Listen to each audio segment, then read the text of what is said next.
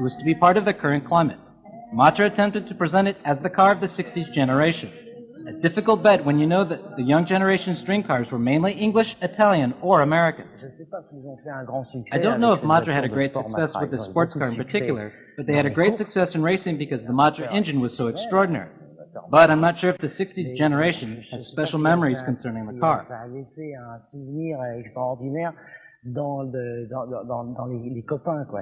At that time, having a car was already a good thing.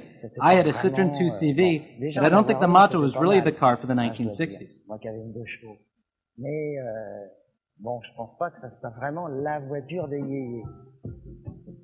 Finally, only 9,600 of the M530s were produced. That is to say, all the same, twice more than the Jet. Not enough, however, to become the car of a whole generation. Yet the 530 had already revealed a strong capacity for innovation from the Matra engineers. But we realize today that in style of many modern cars, manufacturers like Renault, for instance, took up again details from the Matra 530. It's not copied, but it's like that. But the car was so too avant-gardist, and besides, the more we came close to the deadline for the release of the car, the more we realized that there was a price not to go above. And not to go above this price meant that a great standard engine had to be used. The 530 had a Ford V4 engine that worked quite like the engine of a combined harvester. While all sports car fans wanted horse sounds like the Triumph TR2 or TR3, or shrill sounds like Ferraris.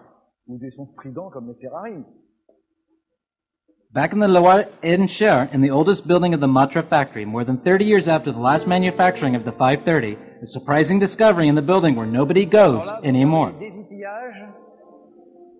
So here you can see some equipment that was used to manufacture the 530. Equipment for sticking. I can see bonnets, bonnet linings. It's all homemade. It's not terribly terrific. There are aluminum tins. You have to know that everything was made, everything. Here again, some equipment. We could make again, well provided the equipment was repaired. We can make again parts of the 530. There are molds. Everything's remained the same.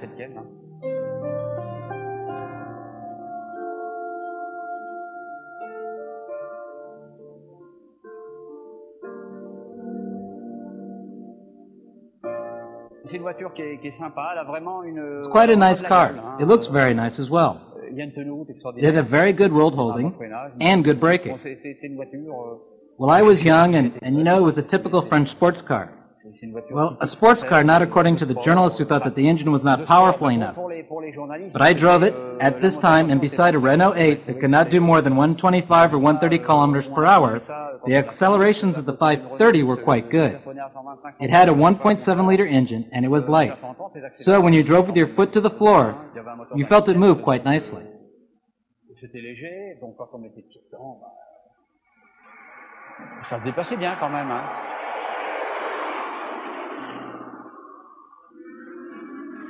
This was also a time when Matra started to reach its goals in competition. In 1969, only 2 years after its arrival in Formula One, the French team won the Team's World Championship with the Scottish pilot, Jackie Stewart.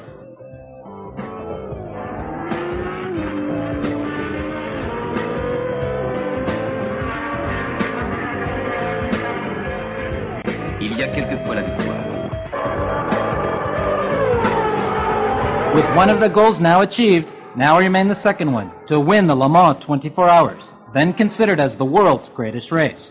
Throughout the years, Jean-Luc Lagardère had set up a brilliant and united team that the automobile world had surnamed the Matretians. Roland Roy, who came back with us on the circuit of Le Mans, belonged to this team. Well, Matra, I could tell you, it was like a family. There was a strong will to win, to make the cars win, and to stand by each other. Anyway, we were only passionate people, but I think that in any racing team there are always passionate people like Jean-Luc Lagardère, who was the catalyst for all of this. He often came to the research department to see how projects and draftsmanship were evolving. He also used to come to the workshop and, of course, to the racetracks. For myself and for the team, it was a source of motivation, seeing that everybody worked for the same objective. In a way, we didn't even have the feeling to be working. With hindsight, it seemed almost immoral to be paid to take such great pleasure.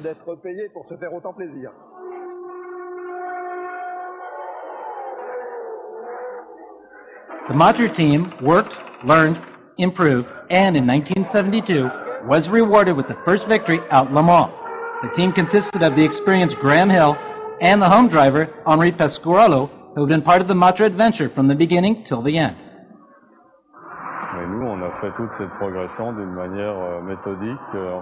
We had made great progress, but methodically. We got over each step after having won the discipline in which we were involved. Le Mans maybe seemed a little longer to win because in the same time we were making a car and an engine, and it's a whole tuning thing. So it took 8 to 9 years to win at Le Mans. It seemed long, but when you have a look at history of car manufacturing, you realize that there is no other example of a manufacturer who, within 10 years, goes from Formula 3 to Formula 1, becomes world champion, and wins 3 times at Le Mans.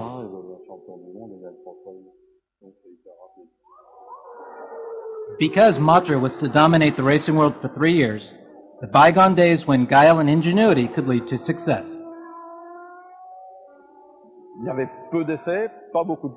There were only a few practice sessions and not too many races, so there was still a lot to discover when you arrived at the circuit. Actually, cars went through the technical inspection on Monday or Tuesday, depending on the notifications.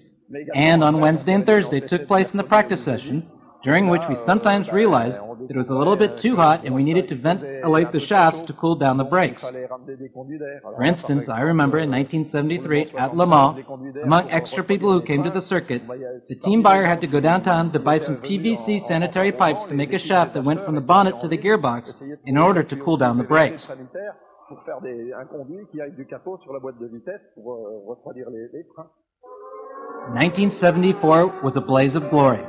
And it was also a dream that ended since it became reality.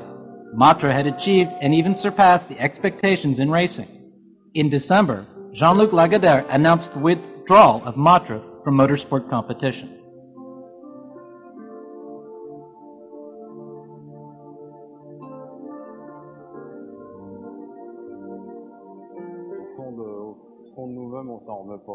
Deep inside, we can never get over such a thing, because we knew that the best team was the proto team.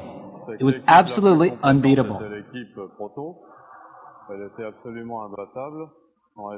In Formula 1, on the contrary, we knew in Matra that the team was not so good. The priority was to win Le Mans, and the best elements were concentrated on that objective. But we knew that once the proto team would switch to Formula 1, we would be world champion. So Beltaz and I were ready if it happened, and with a great pleasure. We had won Le Mans, and we were to switch to Formula 1 with an unbeatable team. And at this moment, everything stopped. You never completely get over such a dramatic situation.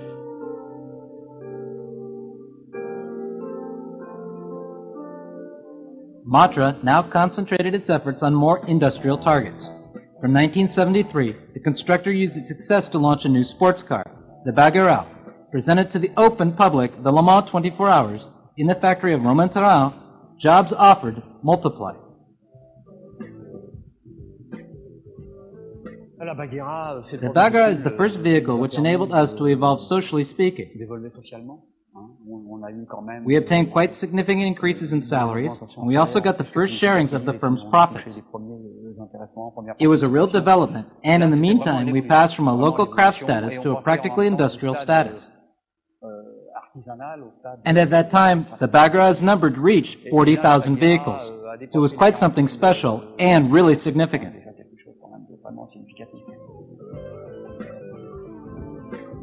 Once more, the new Matra was original.